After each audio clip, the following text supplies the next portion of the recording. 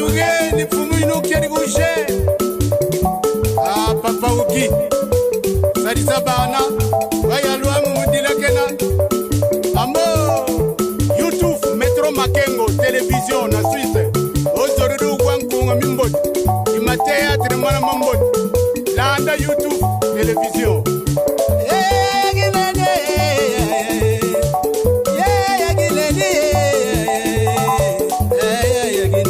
Salon Flori. Mama moimwene. Mama mwene kuna yuyufuna. Roger, mwana mama bala. Makanda boyigoina. Ungeri ki makanda boyigoina. Ya fils, lengi lengi. Feroze yagine. Feroze makangwe.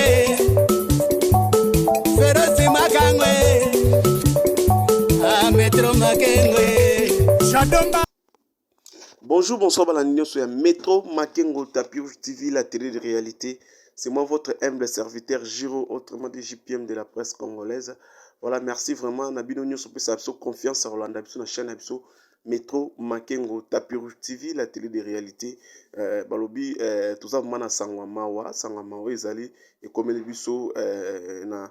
Entreprise na biso Métro Makengo tout perdre papa Métro tout perdre petite sœur naie propre awa na Kinshasa donc ba programme mato kopé sabino mais biso équipe mobimba Métro Makengo to bando kozala wana à chaque fois pour na ba news kande za en tout cas ba mes condoléances mana papa Métro Makengo Simon Kabak wa tout perdre petite sœur naie na niveau ya awa ya Kinshasa donc ba mes condoléances vraiment papa tout ça ensemble na yo ba bitole na ba obazo kolela en tout cas papa ba mes condoléances de sous en tout cas merci beaucoup vraiment na soutien au soutenir à tout moment papa Métro Makengo Simon Kabak na maman Christelle Mbumba Makengo parce qu'on a précisément kuna na résidence na bango na Zurich kuna.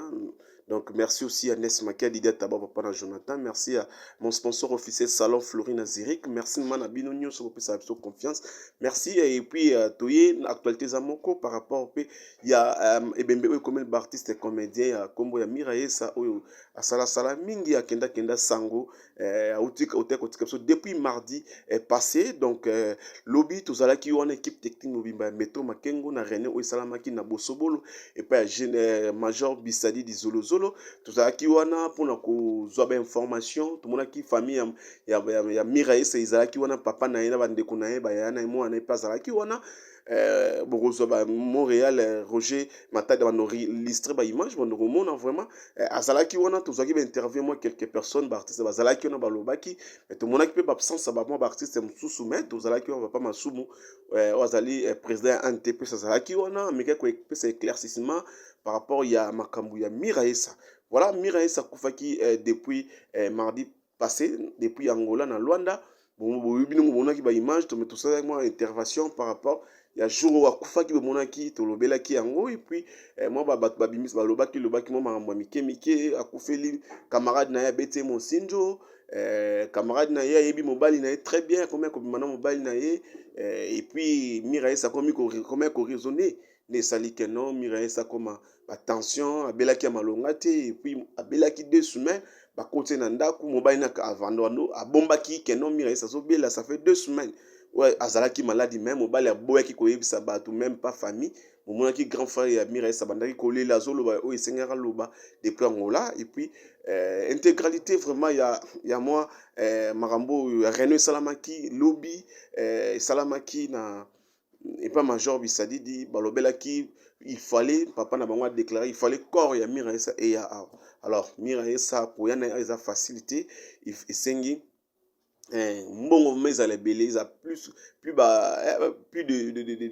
8000 à 9000 dollars pour corps donc en tout cas il y a une sensibilisation il y a artistes comédiens ba mécène oyo ba soutenir artistes ba cotisation pour la corps ya Miraesa depuis Luanda et comme awa na Kinshasa donc voilà moi intégralité moi les solo la maki lobby na réunion ou salamaki lobby en tout cas bandeko artiste tout senga na bino ma bozala mobiliser boya ebele bo cotiser numéro ba pesa ki on ezali on a pour na cotisation pour na corps ya Miraesa elongo Angola et ya on biso to za ki on a Métro Makengo pardon mpona kopesa bino kozwela bino bainformation to mpe banews.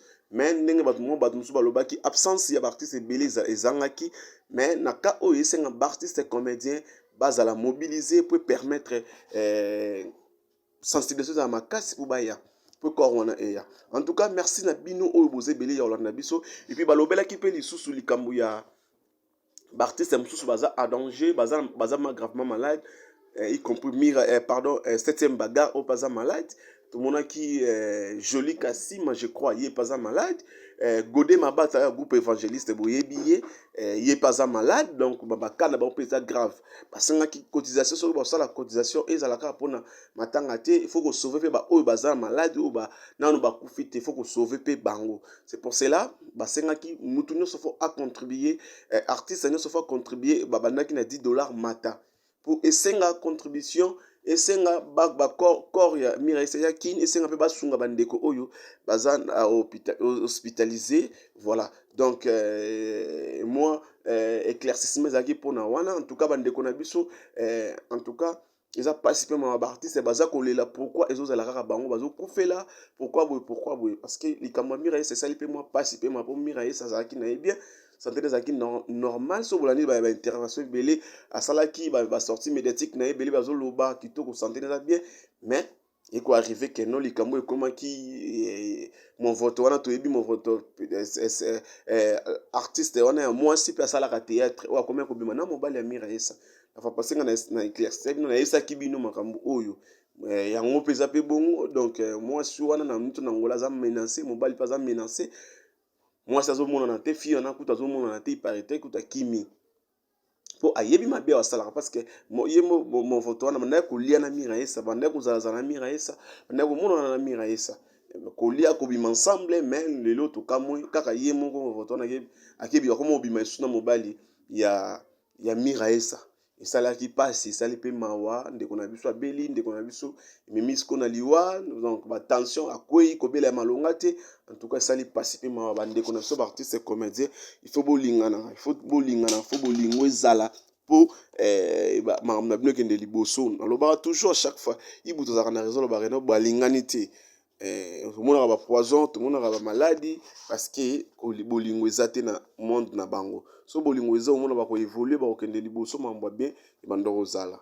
Donc voilà, donc na moi synthèse par rapport il y a réunion et salama ki lobby moi intervention zalaki mon mari balobaki oxygène pantsaka la balobaki moi balobaki belé par rapport il y a réunion au salamaki na NTPC pour na marambu ya Miraisa batuming bakanteke bayaki pour na Miraisa mais ba ko soulever ba point ya bandeko oyo baza malade comme ndeto ntangela bino kombo ya Joli Kassima, Godé Mabata, septième bagarre. Donc bango pe baza grave malade. Donc il faut que sunga bango bandeko bozolanda biso o bozo kambela oyo. En tout cas ba numéro ezali to pe bo contacter ba numéro ezawana o ezawana vous a contact direct na bateau na ba comité d'organisation par rapport à makambo oyo ya matanga oyo. Donc ils ont ça la participer ma bandeko na biso Miraisa o andeko sepesa na banzonzinga jouer ba pièce ebele ba producteur ebele ba tourner na Miraisa. Donc ba producteur bozolanda biso en tout cas beau croiser ma beau côté Miraisa mwana mboka ataku et puis azamutu o sepesa bino ozolandanga en tout cas ceux qui soutiennent Zali et kozala vraiment bien. Et puis moi je rappelle souvent que moi likamso solo laki oyo papa masumu a lobaki a kozala contact na ambassadeur na biso ya Congo kuna na Angola ndenge basalaki na matanga ya Melody to mona Christophe Muzungu abundaki pona matanga ya Melody yaki na Congo ndebe ba kosala pe matanga ya Miraisa elongo Angola kuna na Luanda ekoma awa. Donc papa masumu ba bazala contact na ambassadeur na biso ya Congo ya kuna basolola na ye et puis baluka bazala contact na gouvernement ata parce que artiste comédien artiste aza patriote aza muto abundela rapé mboka bundela mboka il faut ba bunda po cornaye pardon elongwa na Angola ekoma awa. donc bapeka mpe soulever moi point wana babaki déjà lelo déjà bacontact ça déjà et puis ndeti réunion esalamaki oyo esalamaki lobi lundi lisusu réunion mosusu kafu ezali oyo basensibilize basensibilize ezala ya baartiste congolais nyonso baya mpo bameka kosolola baartiste bakataki montant te mais balobaki oyo ebandi na $10 mata. Donc parce que baka oyo eza te kaka faut pesa kaka $10, faut pesa $10 mata likolo pour permettre ba résoudre baka wana nyonso. Donc voilà, merci na bino nyonso pesa biso confiance olanda biso ndenge tolobaki toujours awa bando raté le roté bando za toujours informé tant que information eza to pe artiste eza to leka to ya to faire voir bientôt l'axabino. Voilà donc c'est un peu ça. En tout cas félicitations d'abord au nyonso bon toi vous partager surtout ba vraiment nanga partout na bosani bientôt tout ça na bino ensemble vous partager vous commenter vous télécharger mes émissions pour soutenir biso ka ndenge ezalaka toujours. Merci vraiment ndenge nazolo bakeno tout ça vraiment na matanga et sans équipe technique mobimba mettons makingo to na matanga ya petite sœur propre ya papa Metro Makengo aocho kufa aocho tika biso donc depuis ce matin hein, 5h du matin alléluia papa moi akufa qui met aux précision to kopé sabino précision place matin ezali et puis en tout cas to kopé sabino ma précision na émission ezako ya mais boye ba tozana matanga équipe technique mobimba Metro Makengo mobimba tozana matanga vraiment oyo azoyo ka message oyo vraiment ba numéro zawana pour oyo bo soutenir biso bo benga biso ba numéro zana bo benga biso to kopé sabino précision en tout cas na moi bref tozaki moi bref pona likambo etali matanga ya Mireille ça ba image zawana donc bondo mona oyo Montréal Roger Matadi zawana ba no illustrer ba image pour mona que notre tozalaki wana ensemble. En tout cas merci na bino pe sa confiance donc en tout cas tobi que ceux qui artiste za toya to le capot ezala vraiment bien. Merci na bino vous s'abonner massivement na chaîne Abso Metro Makengo Tapir TV la télé de réalité beaucoup zala vraiment décider. Quant à moi je dis merci. En tout cas merci à ma famille Molasoko ya Lydie Kati Amandine Molasoko sans oublier Elisette Molasoko Motema Gelor qui sont soda ya poto. Merci aussi à Guigui Tati le prince de l'Espagne. Merci à Depianzouzi, merci à de Pape Yokozuna de Panama multi japonais, merci à Flore, merci aussi à tout le monde, il y a Lydie Kati, donc merci à la blonde fashion, mon abuse de l'X depuis Istanbul, donc non, ma passe, merci na bino ma bozake belé, en tout cas nous obé tambela ma tozana matanga, papa Metro Makengo akufeli leki nae. Merci aussi Nes Makia Didier Taba papa José Landangai tozana matanga Gilles Amporo tozana matanga bato belé bo soutenir biso vraiment tozana matanga soutien na bino iko sala biso vraiment bien ko benga topé message ya ko fortifier ko sala vraiment bien.